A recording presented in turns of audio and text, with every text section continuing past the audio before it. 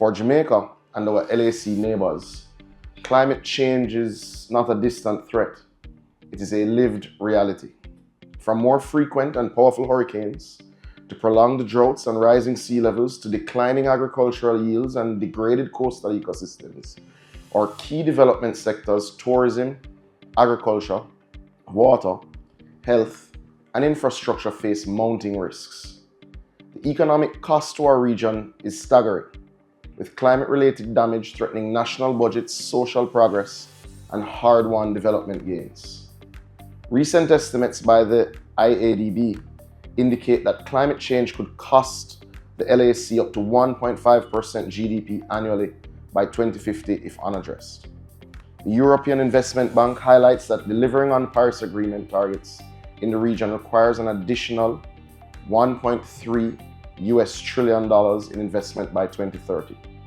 Meanwhile, extreme weather events between the year 2000 and 2022 have resulted in over $150 billion in damages across the region, underscoring the urgent need for resilient action and predictable climate financing.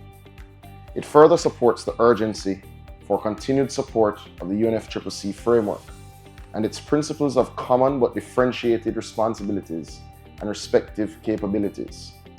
It also highlights the vital importance of institutions like the CIF, the Green Climate Fund, and the Fund to respond to loss and damage, which must be fully resourced, accessible, and equitably distributed.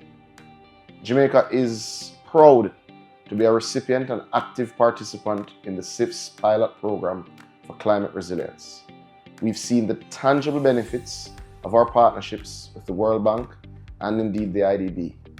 Successfully implemented initiatives that promoted enhancing yearly early warning systems, climate-smart agriculture practices, and building climate-resilient infrastructure stand as true measures defining potential that is turned actual investment and outcome. These practical experiences are why we consider this event essential. The knowledge exchange gives us space to reflect, learn, and collaborate, not just on what worked, but why and for whom. It provides a platform to ensure as we scale up investment through CIF's new Nature, People, and Climate and Arise programs, we do so inclusively. And colleagues in the audience should also be aware that my colleague from the parliamentary opposition is here and we see eye to eye on this matter. Let us seize this opportunity to deepen our South-to-South cooperations, to strengthen regional partnerships, and to amplify the voices of the most climate vulnerable whose knowledge is indispensable to sustainable adaptation and resilience building. To our development partners and financiers, we urge you to remain fully engaged. Your continued technical and financial support is critical, but more importantly, we need your flexibility, innovation, and commitment to locally led solutions. Let us challenge ourselves over the next 4 days to think boldly, act decisively, and listen deeply. Whether you are a policymaker, technical expert, private investor, community advocate, or multinational development bank practitioner, your voice matters, and your leadership is needed more than ever.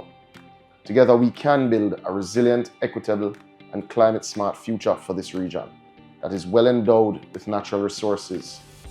I welcome you to Jamaica, especially those visiting for the first time. Let the knowledge exchange begin. Thank you.